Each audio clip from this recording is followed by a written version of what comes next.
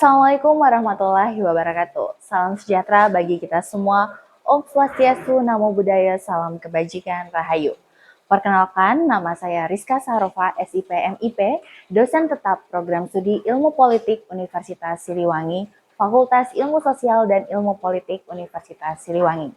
Pada kesempatan kali ini, saya akan menyampaikan pernyataan diri dosen dalam unjuk kerja Tridharma Perguruan Tinggi atau PDD UKT-PT, khususnya pada bidang pengajaran.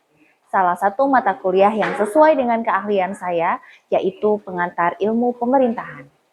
Pengantar Ilmu Pemerintahan merupakan mata kuliah wajib bagi mahasiswa semester 1 program studi Ilmu Politik dengan kode mata kuliah KP350710002 dan berbobot 3 SKS.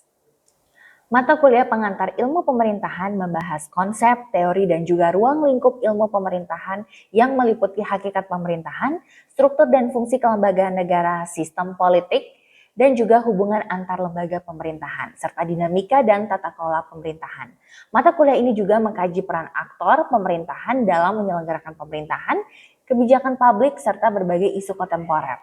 Pembelajaran dilaksanakan secara blended learning dan juga dengan pendekatan problem-based learning, case-based studies, dan juga cooperative learning, di mana untuk mengembangkan kompetensi mahasiswa.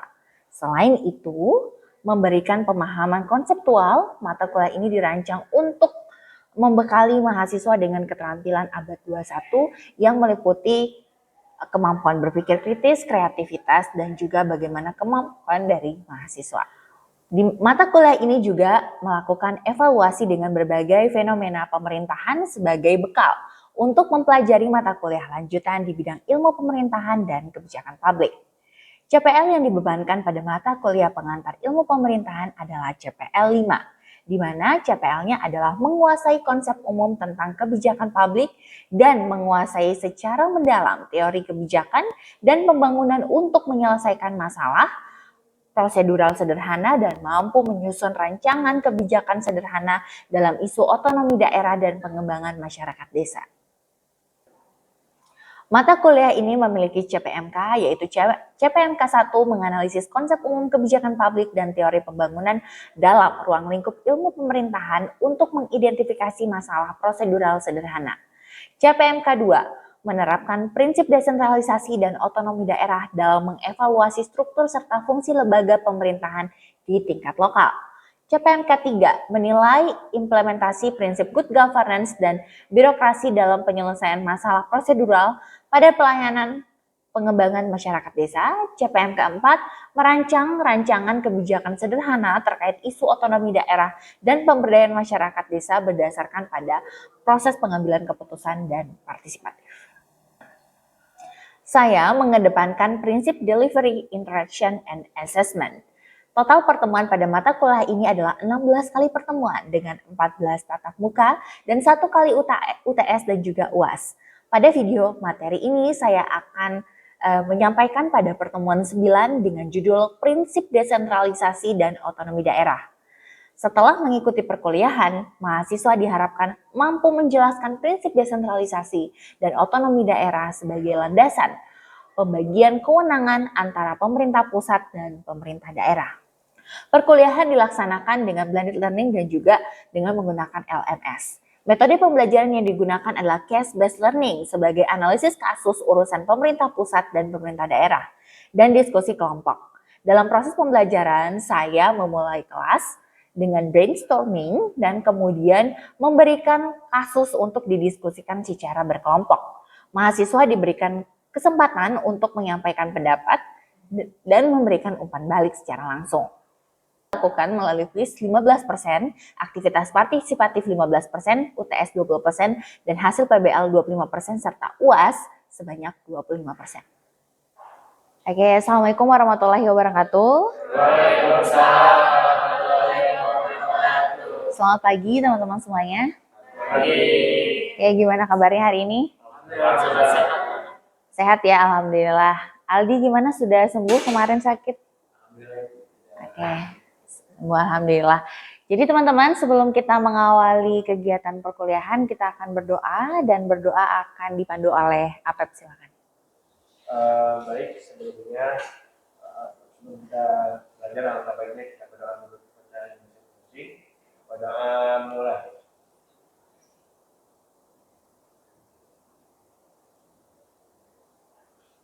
Baik, terima kasih. Berdoa selesai. Baik, terima kasih teman-teman semuanya. Sebelum kita mengawali perkuliahan, tentunya kita harus absensi dulu untuk saya mengecek siapa saja yang hadir. Silakan untuk scan dulu QR code-nya. Ya, waktunya hanya sekitar 3 menit.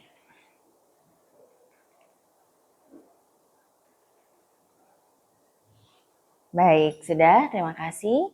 Saya cek di sini yang tidak hadir Faisal dan Nesia. Baik, sudah konfirmasi ke saya kalau Faisal sedang mengikuti kegiatan. Baik teman-teman semuanya, hari ini kita akan memulai perkuliahan lagi di pertemuan ke-9 pada mata kuliah pengantar ilmu pemerintahan. Jadi mata kuliah ini memang untuk semester 1 dan kita akan masuk ke pertemuan 9. Tapi sebelumnya saya ingin merefleksi dulu nih karena di pertemuan sebelumnya, jadi pertemuan 8 UTS dan pertemuan sebelumnya membahas soal kebijakan publik dan pembangunan daerah dan sebelumnya lagi bahas soal good governance. Sebenarnya materi itu juga sangat berkaitan dengan materi hari ini. Misalnya berkaitan dengan good governance, kita harus bisa menerapkan beberapa prinsip good governance dalam tata kelola pemerintahan. Nah, berbicara pemerintahan pasti ada pemerintahan pusat dan juga pemerintahan daerah. Tapi memang fokus utama atau teman-teman sering sekali melihat bahwa bagaimana sebenarnya pelaksanaan desentralisasi dan otonomi daerah berkaitan erat ya. Berkaitan erat dengan bagaimana pelaksanaan yang ada di daerah. Kita contohkan, misalnya teman-teman pasti sudah punya KTP kan, udah 17 tahun belum? Sudah ya? Atau ada yang masih 15 tahun? Nggak ada ya? Nah, misalnya kita dalam hal pembuatan KTP. Biasanya pembuatan KTP dilakukan di mana? Di Dukcapil. Nah, artinya urusan di Dukcapil itu dilakukan oleh pemerintah daerah. Bisa membayangkan kalau semua urusan diserahkan kepada pemerintah pusat. Pasti apa yang terjadi? Chaos. Oke, apa lagi? Tidak efisien. Ngantri, membayangkan. Apalagi kalau di Indonesia itu nggak cocok ya, karena kita beda pulau, pulaunya juga jaraknya jauh-jauh, harus diakses dengan pesawat dan lain-lain. Nah, makanya diterapkanlah prinsip desentralisasi dan otonomi daerah. Nah, teman-teman harus bisa lulus di mata kuliah ini karena mata kuliah ini menjadi salah satu syarat wajib untuk bisa mengambil mata kuliah lainnya, seperti misalnya mata kuliah kebijakan publik. Baik, sebelum memulai, karena perkuliahan kita juga harus bisa membrainstorming. Jadi membrainstorming berkaitan dengan apa gagasan dari teman-teman berkaitan dengan desentralisasi dan otonomi daerah. Tapi sebelumnya, ini tujuan pembelajaran kita. Jadi mahasiswa menganalisis implementasi dari desentralisasi dan pembagian urusan pemerintahan berdasarkan studi kasus daerah. Jadi mata kuliah kita itu seru banget karena kita nggak cuma saya memberikan ceramah, karena kalau saya memberikan ceramah terus pasti akan bosen. Jadi nanti di akhir kita ada diskusi kelompok dan juga presentasi. Sebelumnya saya minta teman-teman untuk silakan kita akan bermain di menti.com. Teman-teman silakan menulis one atau 2 words atau kata. Kira-kira menurut kalian otonomi daerah itu apa sih? Silakan, saya tunggu 1 menit dan kita lihat kira-kira apa pendapat dari teman-teman berkaitan dengan desentralisasi dan otonomi daerah. Oke, silakan untuk di-scan. Tulis 1 atau 2 kata saja. Kita lihat mayoritas teman-teman memahami apa nih soal desentralisasi dan juga otonomi daerah. Sudah ya? Oke, kita lihat hasilnya. Semuanya sudah. Ya, ada beberapa yang mengisi 2 kali ya, sehingga di sini munculnya 30 responden. Lihat, kita lihat. Ternyata mayoritas teman-teman mengisi dengan kemandirian daerah. Good, bagus ya. Pemberdayaan masyarakat ada juga yang mengisi, kemudian partisipasi masyarakat dan juga pengelolaan sumber daya. Ada kata kunci, ada sekitar 5 kata kunci yang dominan ya, kemandirian daerah. Nah, betul banget. Jadi sebenarnya otonomi daerah adalah upaya untuk dilakukan di mana agar daerah bisa mengatur dan mengurus rumah tangganya secara mandiri. Jadi teman-teman sudah bisa menangkap nih awal dari otonomi daerah itu adalah salah satunya adalah tentang kemandirian daerah. Nah, kita akan bahas soal bagaimana sebenarnya otonomi daerah itu juga berdampak pada pembagian pengurusan administrasi. Ada yang pemerintah pusat, ada yang pemerintah daerah, dan juga ada perlu koordinasi juga antara pemerintah pusat dan juga pemerintah daerah. Oke, terima kasih semua yang sudah mengisi. Selanjutnya, ya apa itu desentralisasi dan otonomi daerah kita akan bahas. Jadi desentralisasi itu adalah pemindahan kewenangan dari pemerintah pusat kepada pemerintah daerah. Jadi pelimpahan. Ada beberapa urusan, tapi tidak mungkin semua urusan diserahkan kepada pemerintah daerah. Jadi ada pembagiannya. Ya, teman-teman nanti bisa baca di undang-undang tentang pemerintahan daerah. Nah, otonomi daerah itu adalah hak, ya, hak, kemudian wewenang dan juga kewajiban daerah untuk mengatur dan mengurus. Sama seperti rumah tangga ya, jadi pada akhirnya akan membangun kemandirian. Itu adalah kata kuncinya. Jadi desentralisasi plus otonomi daerah. Dua ini adalah sebenarnya jantung dari pemerintahan di Indonesia. Jadi kalau kita sudah pada akhirnya menerapkan sistem desentralisasi, banyak juga konsekuensi lainnya. Ada daerah, pertanyaannya, ada daerah yang maju, ya, ada daerah yang ternyata tertinggal juga. Nah, itu adalah salah satu dampak dari penerapan desentralisasi dan juga otonomi daerah. Nanti kita akan lihat apa saja yang masuk dalam kategori untuk urusan pemerintah pusat dan juga pemerintah daerah. Nah, ini secara etimologis sebenarnya kata desentralisasi itu de yang berarti lepas dan juga sentrum yang berarti pusat. Nah, dalam konteks ilmu pemerintahan, desentralisasi itu adalah penyerahan kekuasaan pemerintahan oleh pemerintah pusat kepada daerah, tapi harus memperhatikan asas otonomi. Bukan berarti daerah ingin melepaskan diri dari kabupaten satu, ingin membentuk kabupaten baru gitu ya. Enggak ya teman-teman, tapi ada beberapa persyaratan yang harus dilalui. Jadi persyaratan politis, persyaratan administrasi, persyaratan sumber daya, jumlah penduduk, itu juga mempengaruhi suatu daerah untuk bisa misalnya melakukan pemekaran atau misalnya harus menjalankan prinsip otonomi yang seluas-luasnya. Oke, manfaat tadi yang paling bisa kita terima manfaatnya yang kita rasakan dalam kehidupan kita sehari-hari tentunya adalah manfaat pelayanan publik atau public service. Jadi sesuai dengan kebutuhan lokal. Itu yang paling utama sebenarnya untuk dilakukan. Percepatan.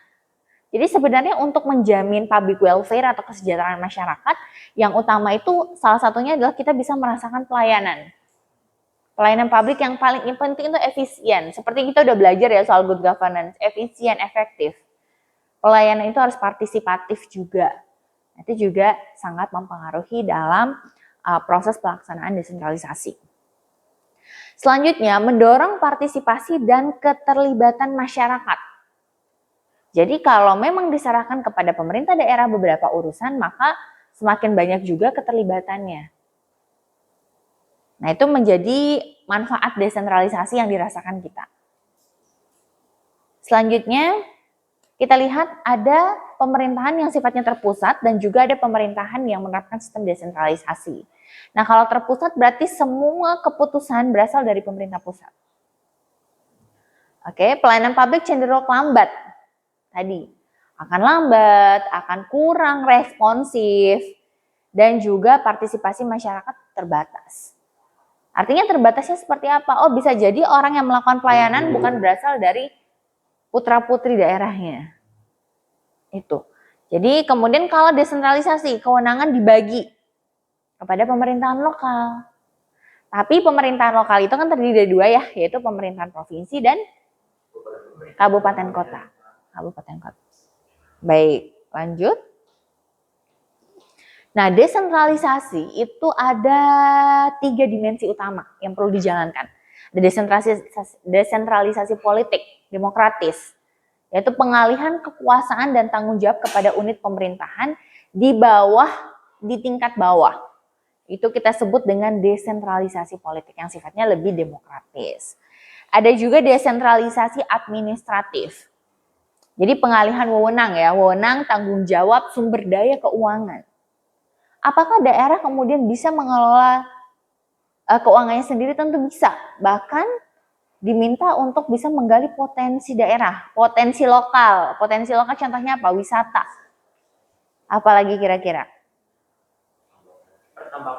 Pertambangan. Nah, tapi teman-teman perlu juga meng-cross check bahwa melihat undang-undang pemerintahan daerah juga harus juga mensinkronisasi dengan undang-undang cipta kerja, undang-undang sumber daya air ya.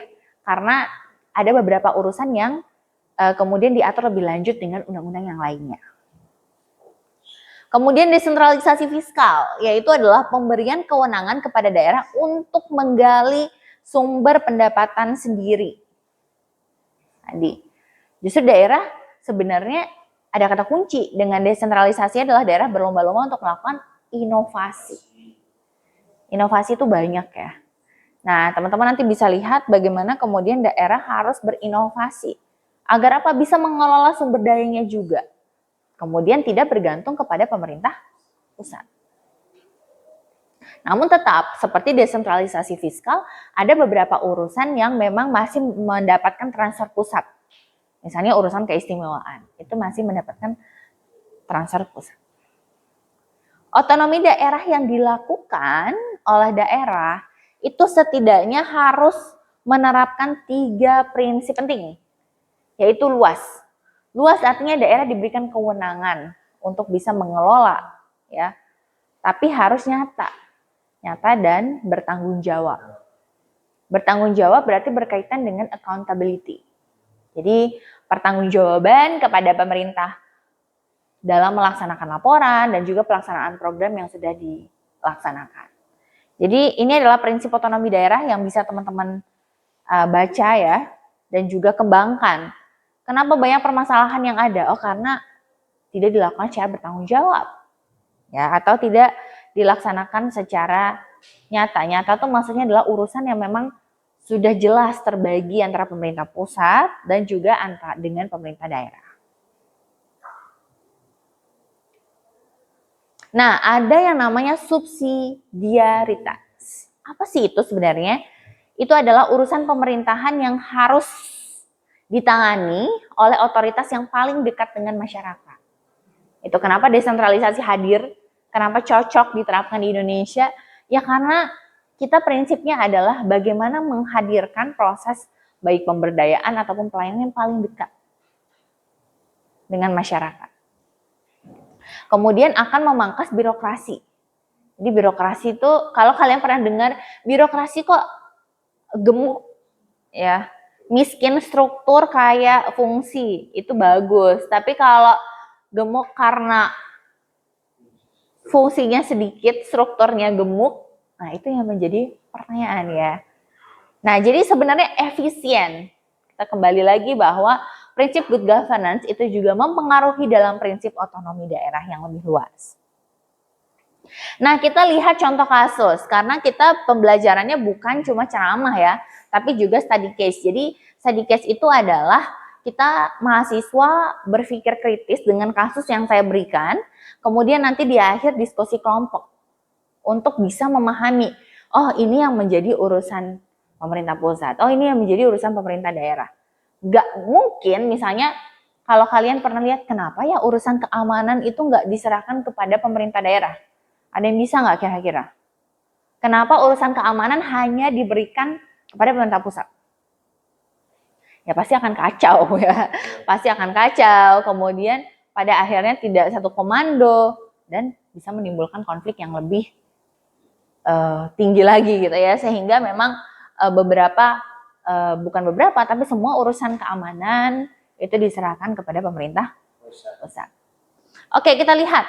Jadi ada contoh kasus yang saya berikan. Pengelolaan pendidikan dasar dan menengah. Ada yang tahu apakah ini dikelola oleh pemerintah pusat atau pemerintah daerah?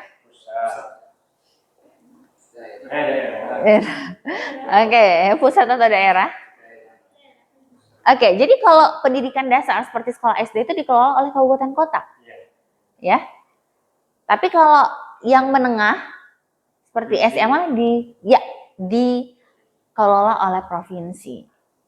Jadi tujuannya adalah sebenarnya karena pendidikan dasar itu harus dikelola oleh pemerintah kabupaten kota agar mereka mengetahui potensi lokal dan juga kebijakan yang dilakukan oleh pemerintah kabupaten kota. Tapi kalau urusan menengah itu kan lebih luas, maka diserahkan kepada pemerintah provinsi, tapi tetap harus dilakukan koordinasi.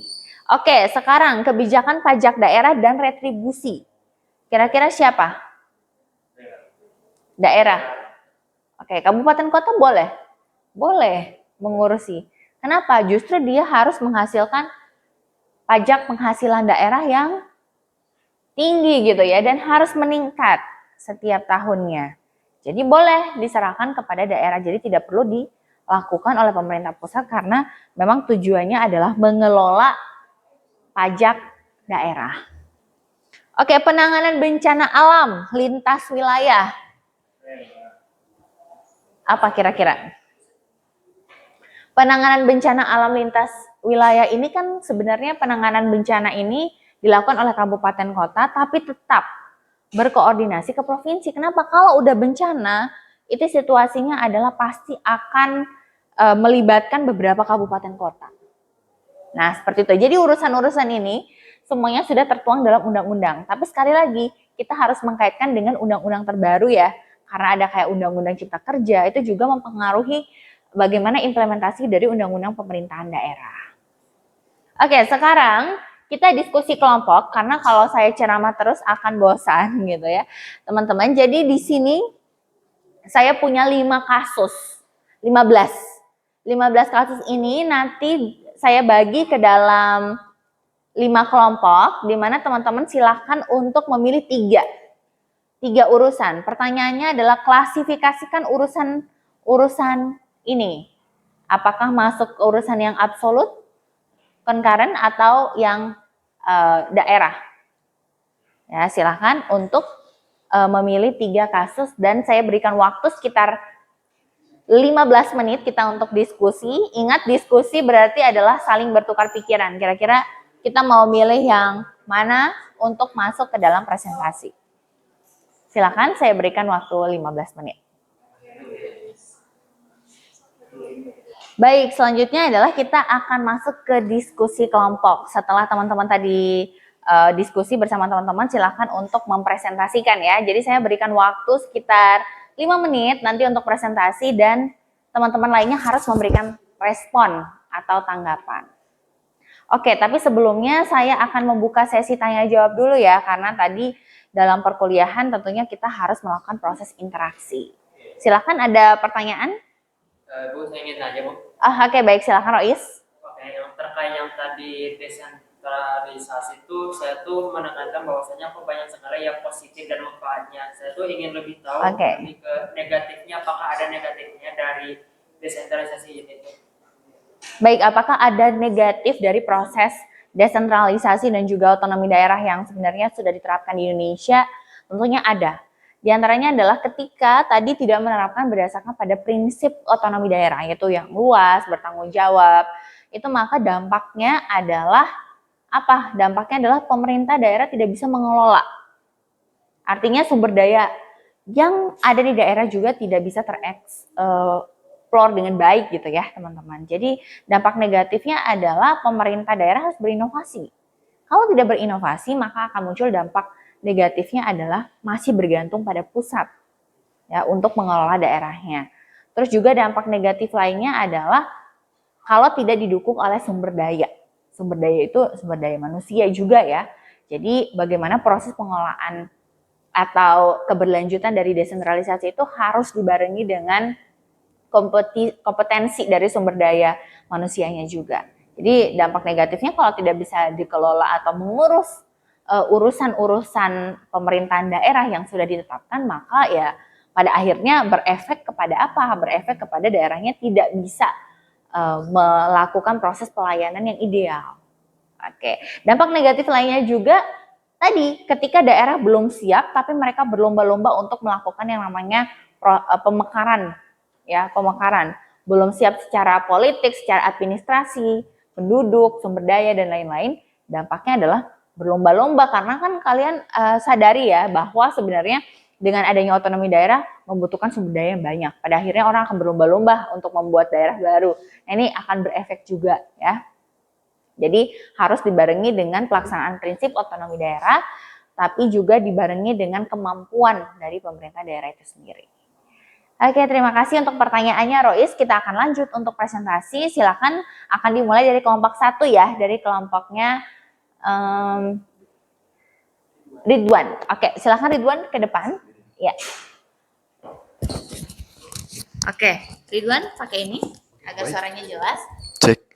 Oke, baik. Sebelumnya, terima kasih banyak kepada Ibu Rizka yang telah memberikan saya waktu untuk mempresentasikan hasil dari diskusi kelompok kami, yaitu kelompok 1. Sebelumnya, terima kasih buat teman-teman. Izin, Assalamualaikum warahmatullahi wabarakatuh. Selamat pagi, salam sejahtera bagi kita semua. Izinkan saya di sini sedikit banyaknya akan menyampaikan presentasi dari hasil diskusi kelompok kami perihal dengan pembagian terkait dengan tugas daripada pemerintah pusat dalam penyelesaian kewenangan pada pemerintah daerah. Nah, menurut Undang-Undang Nomor 23 Tahun 2014, pembagian terkait dengan tupoksi ataupun dengan kewenangan suatu kewajiban pemerintah pusat maupun daerah itu dibagi menjadi 3. Yang pertama, ada kewenangan absolut. Yang kedua, ada kewenangan konkuren. Dan yang ketiga, ada kewenangan umum. Nah, seperti yang teman-teman tahu, dalam 3 kewenangan ini tentunya memiliki fungsi, kewenangan, serta batas yang berbeda. Apa saja batasnya? Yang pertama terkait dengan contoh kewenangan absolut. Ini berkaitan dengan dampak yang makro, ataupun dampak yang dapat dirasakan secara nasional, baik itu provinsi, kota, kabupaten, kecamatan, bahkan RT RW. Jadi memang harus diatur oleh pusat. Karena jika tidak, nantinya akan menimbulkan suatu hal yang tidak diinginkan, seperti kechaosan atau bahkan miskoordinasi. Kenapa harus diambil oleh pusat? Agar nantinya semua terkoordinasi secara cepat, aman, dan juga searah. Tidak ada yang namanya fragmentasi dalam penetapan kebijakannya. Makalah perlu penetapan secara absolut. Nah, contohnya apa? Contohnya seperti dalam penetapan kebijakan fisikal dan juga moneter. Teman-teman tahu nggak apa bedanya kebijakan moneter dan fisikal? Nah, kebijakan moneter ini lebih berfokus kepada penetapan suku bunga, inflasi, suku bunga acuan, dan lain sebagainya. Itu dilakukan oleh Bank Sentral. Terus fisikal, ini lebih fokus pada pengelolaan uangnya, mau dikemanakan.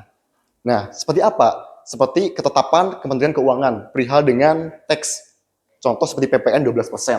Nah, kenapa harus demikian? Seperti teman-teman lihat, dalam penetapan seperti kebijakan moneter maupun fisikal, itu masuk dalam kategori absolut karena langsung di bawah pemerintah, baik itu Bank Sentral maupun Kementerian Keuangan yang di bawah langsung dari Presiden. Nah, oke, baik. Terima kasih kawan-kawan yang telah menyimak hasil dari presentasi kelompok kami. Cukup sekian yang dapat saya sampaikan. Kurang lebihnya mohon maaf. Wassalamualaikum warahmatullahi wabarakatuh. Baik, terima kasih untuk kelompok Ridwan yang sudah mempresentasikan. Teman-teman, jadi silakan yang lainnya untuk unjuk kerjanya di-upload di LMS dan nanti saya akan koreksi untuk setiap kelompok yang minggu depan kita akan lanjut juga untuk presentasi. Jadi terbagi atas 3 ya yang sudah dipresentasikan bagaimana urusan pemerintahan itu ada yang absolut, ada yang konkuren dan juga ada yang urusan pemerintahan umum. Dan untuk teman-teman untuk bahan bacaan dan juga untuk referensinya semua sudah saya upload ke LMS. Jangan lupa dicek kembali LMS-nya. Kemudian sampai jumpa untuk pertemuan berikutnya. Terima kasih atas partisipasinya. Wabillahi taufiq walhidayah. Wassalamualaikum warahmatullahi wabarakatuh. Waalaikumsalam.